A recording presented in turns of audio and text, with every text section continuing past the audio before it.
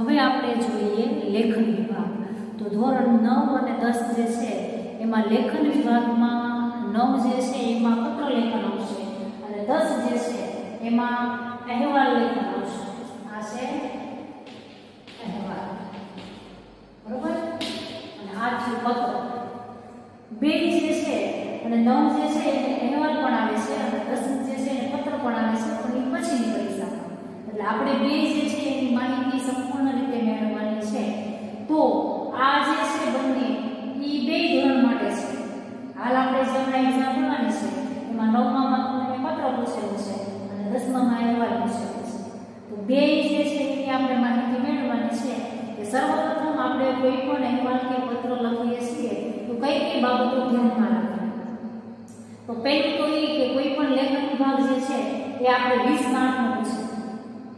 તો 20 માર્ક જે છે એમાં 4 માર્કમાં પત્ર હોઈ શકે અને 4 માર્કમાં અહેવાલ હોઈ શકે। તો આ 4 માર્ક જે છે એ આપણે કેવી રીતે જોતા હોય તો મેળવી શકીએ। તો સર્વપ્રથમ તો એ કે આપણા અક્ષર જે છે એ ખૂબ સરસ રીતે લખવાના। કોઈ પણ પત્ર લખો છો તો અક્ષર જે છે એ ખૂબ સુંદર રીતે સામેવાળી વ્યક્તિને સમજાય એવી રીતના વ્યવસ્થિત રીતે લખવાનું છે। તો સર્વપ્રથમ આપણે જોઈએ તો પત્ર લેખનની માહિતી મેળવીએ તો પત્ર લેખન જે છે એ કેવી રીતે કરવાનું, તો કે તમને કોઈ પણ વિષય આપેલો હોય કે ભાઈ તમારી નાની બહેનને તેની વર્ષગાંઠ નિમિત્તે અભિનંદન આપતો પત્ર લખો, કે તમારી નાની બહેન છે એનો જન્મદિવસ આવી રહ્યો છે તો એ તમારાથી દૂર છે અથવા તમે એનાથી દૂર છો, તો પહેલાના સમયમાં જે પત્ર વ્યવહાર હતો એમાં પત્ર લખતા એની વિશે માહિતી છે। તો આપણને પત્ર પૂછાયું છે કે આપણે આપણી નાની બહેનને પત્ર લખવાનું છે તો એ પત્ર કેવી રીતે લખશું। તો સર્વપ્રથમ આ વિષય છે, આ વિષય તમને આટલું આપેલું છે કે તમારી નાની બહેનને તેની વર્ષગાંઠ નિમિત્તે અભિનંદન આપતો પત્ર લખો। પત્ર જે છે એનો વિષય કોઈ પણ હોઈ શકે, એમ પણ એવું હોય કે તમારો નાનો ભાઈ જે છે એ ટીવી બહુ જોવે છે તો એને શિક્ષણનું મહત્વ આપતો પત્ર લખો। વિષય કોઈ પણ હોઈ શકે પણ એની પદ્ધતિ જે છે લખવાની એક જ પ્રકારની હોય, એટલે લખાણ હોય એ જુદું હોય। તો સર્વપ્રથમ આપણે આ કે તમારું પેજ છે, પેજની જમણી બાજુ તમારે એડ્રેસ લખવાનું છે, બરોબર। તો સર્વપ્રથમ તમે પત્ર લખો છો તો આયા તમારું એડ્રેસ લખવાનું કે ભાઈ જો દેવ જોશી 10 આનંદ ફ્લેટ્સ આજવા રોડ વડોદરા તારીખ 23/7/2020, બરોબર। શું ધ્યાન રાખવાનું, એડ્રેસ લખો છો તો એડ્રેસ જે છે એ સીધી લીટીમાં થવું જોઈએ। દેવ જોશી લખવું હોય પછી 10 આનંદ ફ્લેટ આઈ લખવું એમ નહીં, સીધી લીટીમાં તમારે આ એડ્રેસ જે છે એ લખવાનું રહેશે। આગળ પાછળ એક પણ શબ્દથી આવશે, પાછળ લખી થાય ઈ જોવાનું કે દેવ જોશી નામ વિરામ પછી આગળ છે 10 આનંદ ફ્લેટ્સ વિરામ આજવા રોડ વડોદરા અહીંયા પૂરું અને અહીંયા શું આવશે જેની કોઈ પણ તારીખ જે છે એક્ઝામની તારીખ હોય ચાલે। તો પત્રમાં એક ખાસ ધ્યાન રાખવાનું કે તમે જે પણ કાંઈ એડ્રેસ લખો છો એ સીધી લીટીમાં સીધું હોવું જોઈએ। જ્યાં જ્યાં તમે લખો છો ત્યાં અલ્પવિરામ, એટલે કે એનો મતલબ એમ કે જે આગળ દૂર છે એડ્રેસ છેલ્લે વડોદરા, બરોબર, અને જે તે વિષયની તારીખ। આટલું લખ્યા પછી તમારો પત્ર પૂરો થયો એટલે જોવાનું કે ભાઈ સીધી લીટી પૂરી થઈ એની એક્ઝેક્ટ નીચેની લીટીમાં પેરેગ્રાફ જે છે એ પાડી શું લખવાનું, ચી એટલે ચિરંજીવી, ચિરંજીવી એટલે લાંબુ જીવન, લાંબી નાની બહેન છે તો આપણા એના માટે આપણે ઉચ્ચારણ કરશું કે ચિરંજીવી વહાલી બહેન સુંદર જે હોય જે નામ હોય તે, બરોબર। આઠમું સંબોધન એટલે કે તમે એની પર લખો છો તો એક માર્ક્સ તમારા આ એડ્રેસનો હોઈ શકે, તમે વ્યવસ્થિત લખ્યું છે, બરોબર। બીજો માર્ક એવો હોઈ શકે કે તમે સંબોધન કેવી રીતે કરેલું છે, તો ચિરંજીવી વહાલી બહેન સોનલ, ભાઈ હોય તો ભાઈ ચિરંજીવી, પછી આપણાથી નાના છે એટલે ચિરંજીવી, આપણા કોઈ દાદા હોય પિતાજીને સાદર પ્રણામ પણ કરી શકાય એટલે લખાય કે પ્રિય દાદાજી, પ્રિય મોટો ભાઈ। સંબોધન ઉપરને ધ્યાનમાં રાખી અને કરવાનું રહેશે।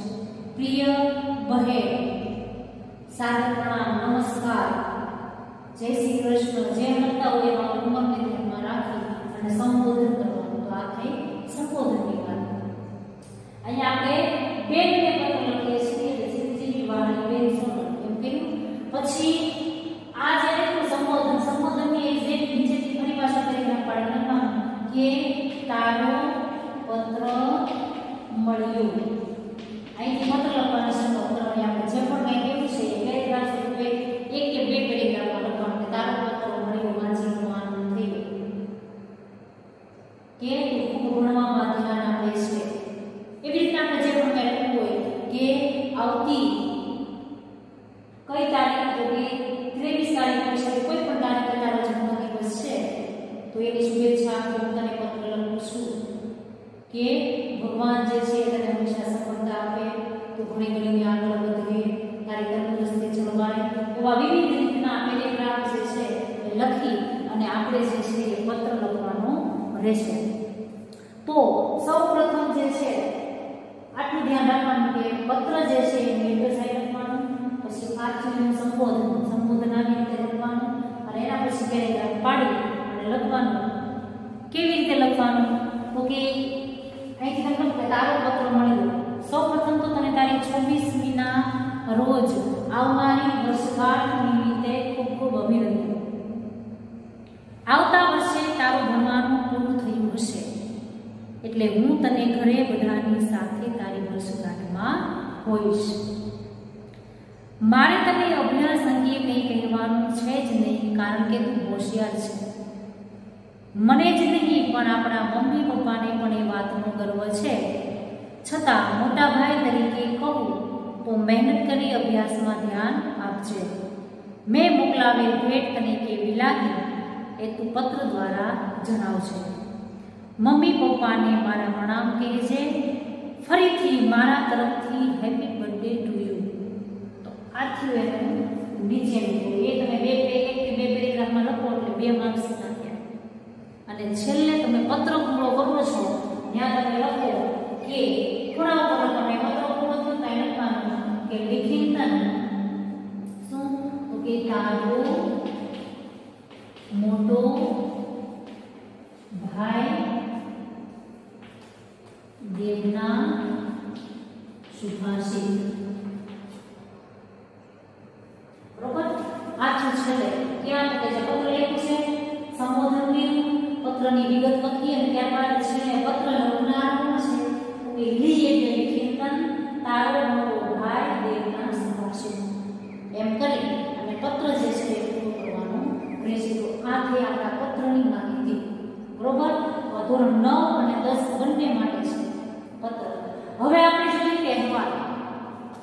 અહેવાલ જે છે એ કોને કહેવાય? તો કે હાલમાં વર્તમાન સમયને ધ્યાનમાં રાખી જે હકીકત છે એના વિશે આપણે અહેવાલ જે છે એ તૈયાર કરવાનો હોય. તો એ એક વિરોધાત્મક બાબત છે કે અહેવાલ તૈયાર કરો તો સર્વપ્રથમ એવા સરનામું કે એડ્રેસની કંઈ જરૂર નથી. આપેલો વિષય છે એને ધ્યાનમાં રાખવાનો કે તમારી શાળામાં ઉજવાયેલ વૃક્ષારોપણ કાર્યક્રમની ઉજવણી થઈ તેને અનુલક્ષીને અહેવાલ લખો. બરોબર? આટલી માહિતી થઈ, આટલી તમને વિષય આપેલો છે. અહેવાલમાં શું કરવાનું છે કે જે હકીકત છે એના વિશે આપણે માહિતી મેળવવાની છે. તો આપણે પેલા તારીખ લખવાની કે 22 ફેબ્રુઆરી જે તારીખે વૃક્ષારોપણ આપણી સ્કૂલમાં કરવામાં આવેલું હોય એ તારીખ લખવાની, ખાલી જમણા બંધ તારીખ લખવાનું. પછી પેરેગ્રાફ પાડી અને આપણે અહેવાલ જે છે એ લખવાની શરૂઆત કરવાની. અહેવાલ જે છે એમાં આપણે અહેવાલ કેવી રીતના લખી શકીએ? તો હું તમને કહું કે અહેવાલ જે છે એ આપણે લખતા હોય તો વૃક્ષારોપણની તારીખ લખી, પછી અહીંથી પેરેગ્રાફ પાડી લખવાનું કે તારીખ 22 ફેબ્રુઆરી ના રોજ અમારી સ્વામિનારાયણ સ્કૂલમાં અથવા કોઈ પણ સ્કૂલ જે છે એના રોજ ફેબ્રુઆરીના રોજ અહીંયા આપેલું છે કે વિનય વિદ્યાલયમાં વૃક્ષારોપણ કાર્યક્રમ ઉત્સાહભેર યોજાયો હતો. આ કાર્યક્રમ સવારે 8 વાગે શરૂ થયો હતો. કાર્યક્રમની શરૂઆતમાં શાળાના આચાર્યએ વૃક્ષોની મહત્તા અને જરૂરિયાત વિશે વર્તમાન દ્રષ્ટિ એ વાત કરી હતી। જ્યારે કાર્યક્રમના મુખ્ય મહેમાન શ્રી ચીનુભાઈ મોદીએ વૃક્ષો પર રચાયેલી કૃતિઓ આધારે નવી દ્રષ્ટિ રજૂ કરી હતી। આમ કાર્યક્રમની સામાન્ય વિધિ બાદ અમારી શાળાના વિદ્યાર્થીઓએ અગાઉથી ખોદાયેલ ખાડાઓમાં આચાર્યશ્રીના મુખ્ય મહેમાનશ્રીના હસ્તે પ્રથમ વૃક્ષારોપણ કરવામાં આવ્યું। ત્યારબાદ શાળા શિક્ષણગણ અને વિદ્યાર્થીઓએ પણ વૃક્ષારોપણ કર્યું। વૃક્ષારોપણના કાર્યક્રમમાં અમારી શાળામાં કુલ 700 છોડ રોપવામાં આવ્યા હતા। આ વૃક્ષારોપણને લીધે અમારી શાળા ગ્રીન પાર્ક જેવી બની ગઈ હતી। કાર્યક્રમના અંતે આચાર્યશ્રીએ સૌને વૃક્ષોના જતન અને પોષક વિષયક પ્રતિજ્ઞા લેવડાવી હતી। હાલ સમયમાં જે પણ કાર્યક્રમ શરૂ થયો છે એ કાર્યક્રમમાં દીપ પ્રાગટ્યથી લઈ આવનાર દરેક વિદ્યાર્થીઓ, વાલીઓ, મહેમાનો દરેકની માહિતી જે છે એ મેળવી કોના હાથે વૃક્ષારોપણ થયું, કયા કયા લોકોએ વૃક્ષો વિશે માહિતી આપી, સંબોધન કર્યું, વૃક્ષોની કાળજી કેવી રીતે રાખવી, બાળકો જે છે એને કેવી રીતે પ્રોત્સાહિત કર્યા, એવી રીતના તમામ પ્રકારની કાર્યક્રમની શરૂઆતથી લઈ કાર્યક્રમ પૂરો થયો ત્યાં સુધીનો અહેવાલ જે છે એ તૈયાર કરવાનો હોય છે। એમાં અહેવાલ કોઈ પણ હોઈ શકે, વૃક્ષારોપણ જગ્યાએ સંસ્થા અભિયાન પણ હોય, કોઈ પણ હોઈ શકે કે તમારી શાળા જે છે એમાં ઉજવાયેલ વાર્ષિકોત્સવની માહિતી આપો, તમારી શાળામાં ઉજવાયેલ નેત્ર શિબિર યજ્ઞ વિશે પણ માહિતી આપો, રક્તદાન વિશે માહિતી આપો। એ અહેવાલ જે છે એક પ્રકારનો કાર્યક્રમ હોય, એ કાર્યક્રમની દીપ પ્રાગટ્યથી લઈ અને છેક કાર્યક્રમ પૂરો થાય ત્યાં સુધીની માહિતી જે છે એ મેળવવાની હોય। તો આપણે પત્ર અને અહેવાલ જે છે એ બેની માહિતી મેળવી। ત્રીજું લેખનમાં આપણે અર્થ વિસ્તાર જે છે એની માહિતી મેળવીએ।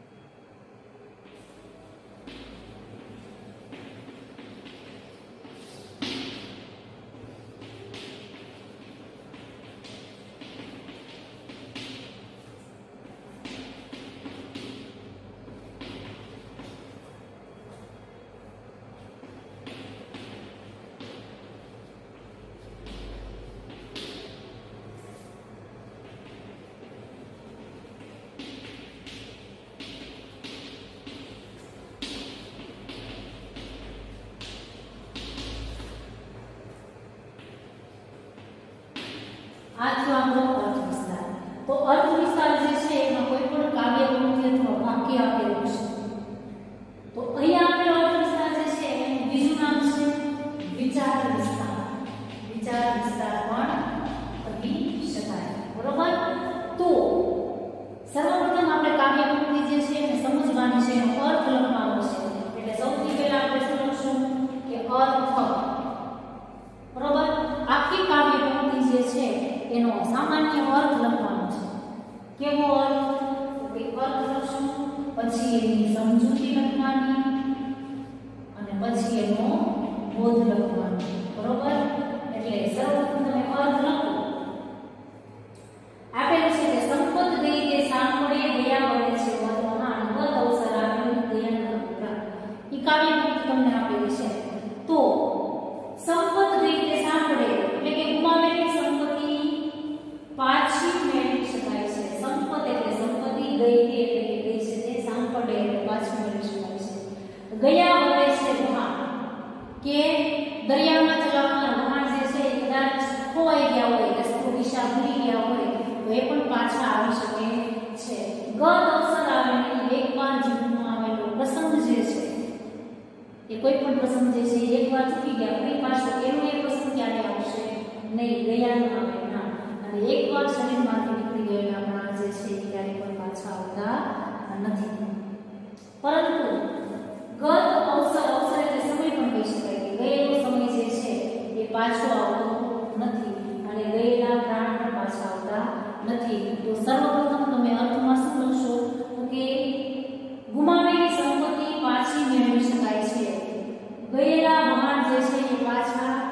આવી શકે છે।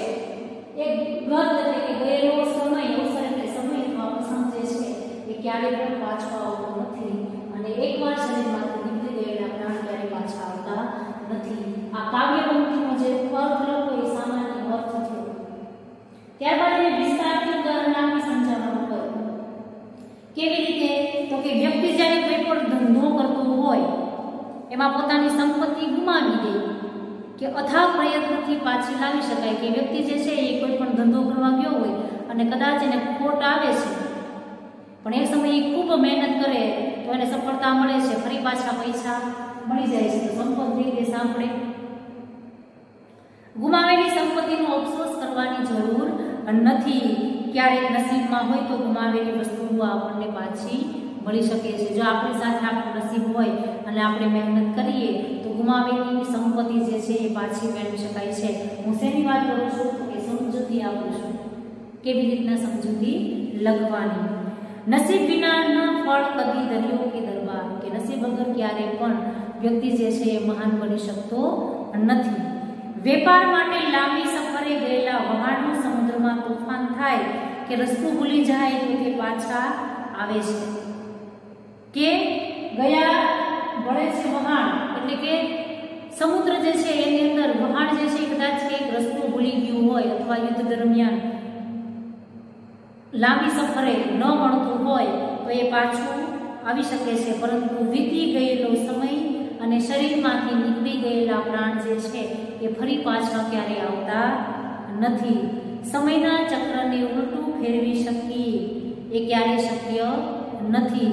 આથી મનુષ્યએ સમયરૂપી ધનનું બરાબર અને પળે પળનો સદુપયોગ કરી અને વાપરવું જોઈએ। સમયની મૂડી દરેક માણસને સરખી મળતી હોય છે, દરેકને સમય જે છે એક જ સરખો મળતો હોય છે। કેવી રીતે વાપરે છે એ વ્યક્તિ ઉપર આધાર છે। વ્યક્તિ સમયને કરકસરપૂર્વક અને યોજનાપૂર્વક વાપરે તો જીવનમાં સંતોષ અને સફળતા મેળવે છે। જાતસ્ય હિ ધ્રુવો મૃત્યુમ, કે ઉદાહરણ આપેલું છે કે જે જન્મે છે એનું મૃત્યુ નક્કી જ છે। શરીરમાંથી એક વખત જો પ્રાણ જે છે એ વ્યક્તિ ગુમાવી દે તો ગમે એટલા પ્રયત્ન કરે છતાં પણ ક્યારેય પાછા આવતા નથી। આથી મનુષ્યએ મળેલું જીવન જે છે એ એવી રીતે જીવવું જોઈએ કે મૃત્યુ પછી પણ લોકો એને યાદ કરે। અત્યારે સમાજમાં જોઈએ તો વ્યક્તિ પ્રત્યે નહીં પરંતુ તેમના કામ પ્રત્યે લોકોને પ્રેમ છે। માણસ કેવો છે ત્યાં કોઈ મતલબ નથી, પણ એ કેવું કામ કરે છે, સમાજમાં કેવી ઇજ્જત આબરૂ છે, એના વિશે લોકો જે છે એ હંમેશા જોતા હોય છે। એટલે વ્યક્તિને નહીં પણ તેના કાર્યથી લોકો એને યાદ કરે છે। તો જીવન હંમેશા એવું જીવવું જોઈએ કે બીજાને મદદરૂપ થઈ શકે। જીવન ધૂપસળીની જેમ પોતે બળી અને બીજાને સુવાસ આપવાનું છે, એ જ સાચી જિંદગી છે।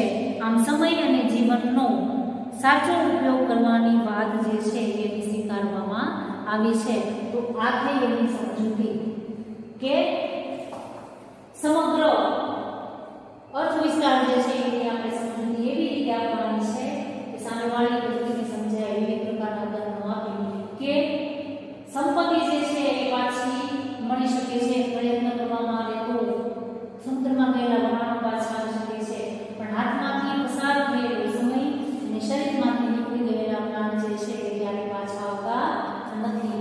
અર્થ જોયો, સમજૂતી જોઈ, હવે બોધ લખવાનો છે। બોધ એટલે કે સમગ્ર અર્થ વિસ્તાર શું કહેવા માંગે છે? તો કે પહેલું કે સમયનો સદુપયોગ હંમેશા કરવો જોઈએ। ત્યારબાદ કહેલું છે કે સમયની મૂડી સાચવીને વાપરવી જોઈએ। સમગ્ર અર્થ વિસ્તારમાંથી આપણને બોધ મળે છે કે આપણા નસીબ અને ભાગ્યમાં હોય એ જ આપણને મળે છે। જીવનમાં હંમેશા પરિશ્રમ જે છે એ જ મુખ્ય રહેલો છે અને પસાર થયેલો સમય અને શરીરમાંથી નીકળી ગયેલા પ્રાણ જે છે એ કદી પાછા આવતા નથી। તેથી વ્યક્તિએ પોતાની જિંદગીમાં મળેલ સમયનું અને મળેલ જિંદગીનું સરસ રીતના જીવન જે છે એને માણવું જોઈએ અને જીવવું જોઈએ। તો આ થઈ આપણી અર્થ વિસ્તારની સમજૂતી કે જેનો અર્થ સામાન્ય અર્થ, સમજૂતી અને બોધ।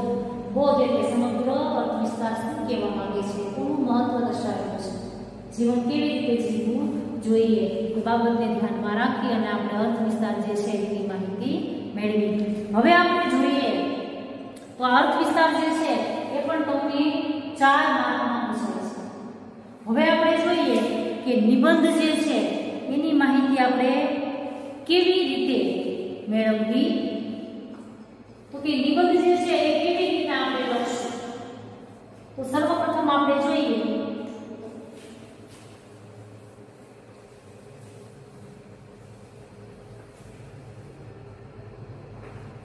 આપણે છે નિબંધ, બરોબર. એમાં તમારે કોઈ પણ એક વિષય આપેલો હશે, જેમ કે વૃક્ષો વાવો, પર્યાવરણ બચાવો. તો એમાં નીચે તમને કૌંસમાં મુદ્દા આપેલા હશે. તો સર્વપ્રથમ મુદ્દા ઉપર પ્રસ્તાવના, વૃક્ષોનું જીવનમાં શું મહત્વ છે, વૃક્ષ શું છે એની વિશે માહિતી આપો. પછી વૃક્ષો માનવીના પરમ મિત્રો, બરોબર. પછી પર્યાવરણની જાળવણી, વૃક્ષો આપણને વિવિધ રીતે ઉપયોગી, વૃક્ષોથી થતા લાભ, પર્યાવરણને બચાવવાના ઉપાયો અને છેલ્લે ઉપસંહાર. આટલું તમને આપેલું હશે. નિબંધ જે છે એ 5 થી 8 માર્કમાં તમારે પૂછાય છે. 10મા વાળા હોય તો બોર્ડની પરીક્ષામાં 8 માર્કમાં, 9મા વાળા હોય તો 5 માર્કમાં. એની જ્યારે વાર્ષિક પરીક્ષા હોય ત્યારે પણ 8 માર્કમાં પૂછાય છે. તો આટલું તમને નિબંધ માટે આપેલું હશે. તો સર્વપ્રથમ શું કરશું, તો કે આપણે વિષય છે કે વૃક્ષો વાવો, પર્યાવરણ બચાવો. નીચે આપેલા છે મુદ્દા, કે પ્રસ્તાવના. વૃક્ષો જે છે એ આપણા જીવનમાં શું મહત્વ ધરાવે છે, જેનાથી પર્યાવરણમાં શું ફેરફાર આવે છે, એવી વિશે એક પેરેગ્રાફ લખવાનો પ્રસ્તાવ. ત્યારબાદ વૃક્ષો માનવીના પરમ મિત્રો છે. જેટલા મુદ્દા આપેલા છે એટલા પેરેગ્રાફ કમસે કમ લખવા જોઈએ અને એક મુદ્દાને લઈને એક પેરેગ્રાફ બનાવવાનો. પહેલું છે વૃક્ષો માનવીના પરમ મિત્રો કેવી રીતે છે, માણસને વૃક્ષ કેવી રીતે મદદરૂપ બને છે જીવન જીવવામાં, વૃક્ષનો અને માનવીનો શું સંબંધ છે, એકબીજા સાથે કેવી રીતે જોડાયેલા છે, દરેક વાત જે છે આ મુદ્દામાં કરવાનો કે વૃક્ષ અને માનવી સાચી રીતે કેવી રીતે મિત્રો છે. તો વૃક્ષ આપણને માણસને શું આપે છે, જીવનમાં કેવી રીતે જરૂરી છે, પર્યાવરણની જાળવણી, કે માણસ તરીકે આપણે પર્યાવરણની જાળવણી કેવી રીતે રાખવી જોઈએ. તો કે વિવિધ પ્રકારના વૃક્ષો વાવવા જોઈએ, જે ઔષધિ સ્વરૂપે આપણને ઉપયોગમાં આવે છે એવી માહિતી મેળવવાની. ત્યારબાદ વૃક્ષો આપણને વિવિધ રીતે ઉપયોગી પણ બને છે જીવન જીવવામાં, વૃક્ષો આપણને વરસાદ લાવવામાં, ત્યારબાદ બીજી અનેક રીતે ઔષધિ દવાઓ, ત્યારબાદ જીવન જરૂરિયાતની વસ્તુમાં બળતણ સ્વરૂપે કામ લાગે છે, ઓક્સિજનમાં વાયુ માટે પણ શું ઉપયોગી છે. બધા જ વૃક્ષના જેટલા ઉપયોગો છે એ પછીના પેરેગ્રાફમાં લખવાના.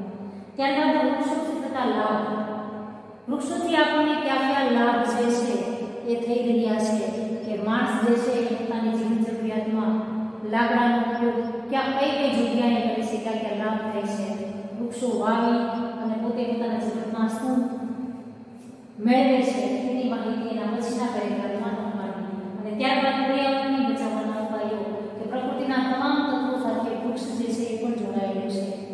તો જમીનનું ધોવાણ અટકાવે વૃક્ષો, ત્યારબાદ પ્રકૃતિના તમામ તત્વો જે છે એ જે પણ વૃક્ષ સાથે જોડાયેલા છે એમાં પર્યાવરણને આપણે બચાવવું હોય, પ્રદૂષણથી બચાવવું હોય, ત્યારબાદ અનેક રીતે પર્યાવરણ જે છે એ આપણને બચાવવું છે. તો એના બચવાના ઉપાયો વૃક્ષો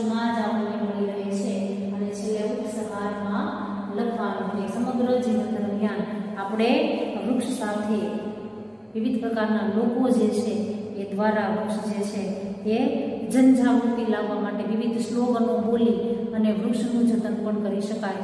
તો આવી રીતે નિબંધ જે છે એ કેવી રીતે લખવાનો, તો કે 1 થી 1.5 પેજમાં લખવાનો. સર્વપ્રથમ પ્રસ્તાવના, ત્યારબાદ જેટલા મુદ્દા આપેલા છે એ મુદ્દાનો એક મુદ્દો બનાવવાનો. તો ભેગું કરી નહીં, આપણે મુદ્દા આપી નથી લખવાનો, પહેલો મુદ્દો આવે એમ નહીં, નિબંધ લખી જ જવાનો. પણ આપણે ધ્યાનમાં રાખવાનું, આપણે પહેલો મુદ્દો લખ્યો તેમાં પ્રસ્તાવના આવી ગઈ, સામાન્ય માહિતી, પછી વૃક્ષો અને માનવીના મિત્રો, વૃક્ષો માનવીના પરમ મિત્રો છે એવી માહિતી આપવાની.